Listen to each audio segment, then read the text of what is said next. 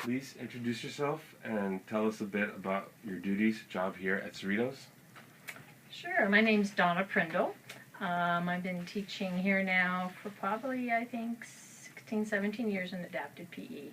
I came over, they need someone to do the day program, and so I came over and have started having to build the program up and get some more students enrolled. Okay. How much has adapted PE changed or evolved in the span of your career? A lot. It's been a lot more programs, a lot more diversity in the students. Originally I worked, there were older students, and then there were younger students, and now it's the broad spectrum and a lot of different disabilities. So it's, I think, becoming more and more widespread to be, people take advantage of this program and to be enrolled in our adaptive PE programs. So it's getting bigger now. Getting bigger, yes, colleges. and with Cerritos is building us a new facility. It's going to be a 2,000 square foot room. Right now we share a room with other classes in the fitness center, which is not really designed for people in wheelchairs or for our students. So we're going to get our own space dedicated to us with our own equipment, so I'm very excited to have this. We're going to have one of the best facilities and programs, I think, in the state. I believe it takes a special type of person to get involved in this field because it requires you to be very patient and, in my opinion, caring. What made you choose this field? You know, I kind of got here by accident. I was asked, I used to teach at Long Beach, I teach full-time at Long Beach City, and I was asked to teach just one class. They needed a teacher, and I fell in love. The first week I fell in love with that program, and I just, instead of being in front leading 30 people through an exercise, I got to work one-on-one with people and just bring in all the information I had, all the knowledge I had, and apply to each person one at a time. It was really a challenge and a puzzle to figure out how to set up a program for them that would be the best for them. And I really loved it. I think the students are inspiring. I was inspired every day at how hard they work and what they accomplish. So I just have loved every minute in the program. How do you adjust the way you teach each student in your field? There's obviously different type of elements. Like what do you do to?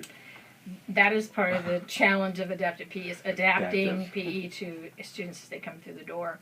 And like I say, I learn as much as students do every year because I learn from every student that I work with. And so what you do is you do initial assessment, get some background history on what's going on with them, with their disability. And then you try to set up what their goals are, what they want to work on. You try to come up with a program that's going to meet everyone's needs, and so they can safely participate and improve their fitness. And just, it's much more than fitness. Sometimes it's their mental approach to life, helping with depression, socializing. All those things can become part of the components of adaptive PE. What do you think are the changing trends that will greatly impact the program here at Cerritos? I mentioned earlier the new facility is going to be a huge thing, but it's not just a facility. It's we have wonderful students that work with us. Marcelina is one of those. Makes our program so much more complete and just so special to have them working with us, and I think we'll continue to do that. I would love to add a sport component. We are in the gym right now doing some sports, and we could have a wheelchair tennis team, we could have a basketball team, and it would, again, add more layers of activity and participation for them, just help them get back to doing things that they used to do, some of our students. Obviously, motor skills is probably very important in your field. You deal in different types of physical ailments, from congenital diseases to traumatic brain injuries such as gunshots or car accidents. How do you design instructional programs that evaluate motor skills and be able to assess progress? Sure. Again, we do the intake interview first within that beginning thing because we want to make sure we do a safe program, but you want to be able to again, push as far as you can to get the most progress. So doing the intake interview is important, and kind of getting a feel of what they've done in the past. It's like this. It's a science and an art of figuring out where they are as far as their recovery. How long ago was their injury? If it's 5 years ago, 1 year ago, it changes. how you approach their progress in their annual program.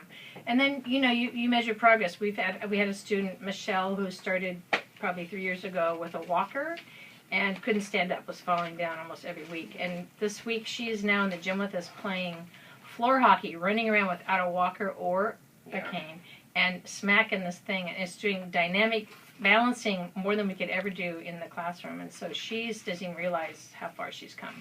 She's, will soon be running. That's her goal, is to run again. I think the hockey especially, it makes her cut back and forth. And absolutely. It's an unplanned change for balance, and that for her, I'm totally amazed to watch her do that.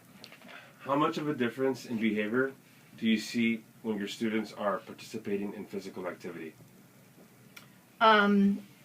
Again, sometimes the emotional component that you see happen first, that they come in and they're a little depressed, dealing with life sometimes can be overwhelming if you have a recent disability.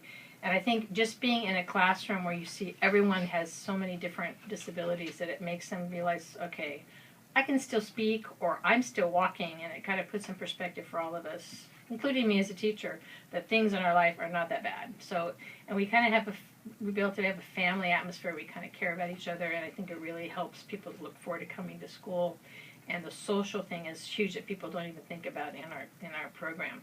Physically, I think it's empowering to get stronger and to get more fit, and I think it gives them more confidence to do better in their classroom, their goals educationally, and I think it starts sometimes with the physical part, and that's what we hope we can give them as a chance to fulfill the rest of their dreams.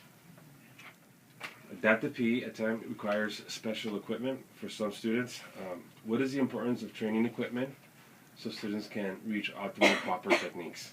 It's very important, and that's why it's important to have our own room, because some of it's kind of delicate equipment. It starts with lower increments, because our students sometimes come in and have 0 strength, and we're trying to get them up to a certain level. So if the weight starts at 10 and goes to 20, it's not very usable for us. Also, it needs to be easy accessible for some students on off wheelchairs. So it just makes them, again, safer for them to exercise, more accessible, and also makes them more independent. If it's set up that they can set themselves up, that's even better for them, mentally and emotionally, to do things themselves. So some of our adaptive equipment allows them to set themselves up in exercises if they're in a 24-hour fitness or lifetime fitness place. And they can call this their gym. That's right. Yeah. Absolutely. It's their fitness gym. Okay. Do you incorporate strength training in your class? And what type of strength and flexibility techniques do you use for students? Yeah, obviously most of our students need strength training. As we get older, we're all losing our strength and fitness, so it's even more a component for them, especially someone in a wheelchair. They don't even get their heart rate up, so we try to incorporate, it's more cardio, but it's the heart muscle too we work on. And we try to, again, complement what's going on in their body, trying to strengthen. Some of it might just be to help them more easily transfer out of their wheelchair. They get weak to the point where they're so weak they can't transfer that it really impacts their life. So each person's individual. Some of them we need to work on strength and gaits, so we have to work on hip flexors. That's the beauty of this class. I think it's like a puzzle you put together for each student, their program. And to see them progress is just a thrill for all of us that work there. Now, if anyone else wants to get in the field of adaptive PE, what would you recommend? What would be your advice? I would advise that you come visit. I think we have students from Long Beach State come all the time that take the adaptive PE classes, and they come, I think they want to just see what it's like. Come and visit. One day you can tell whether you're hooked or not. I think you can tell whether it's something you want to do. Come and volunteer. Come and work in a program like you're doing. I think it gives you actually more of a practical experience than you'll ever get in the classroom, is to be in the program and working with students. It just gives you such an insight into what the program's about, rather than reading it from a textbook. So I think it's really important if you can find that opportunity to do that. And then, you start your education and, go through all your coursework, and then you get out and you try to apply all that. And like I say, I learned every semester something new. And so I'm a much better teacher than I was 20 years ago. I look back like I was just like a baby. And I brought what I knew, I was a coach and I had taught fitness and I brought that in.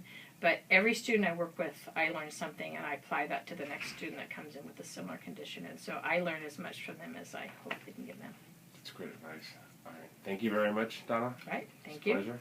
Thank you. Okay.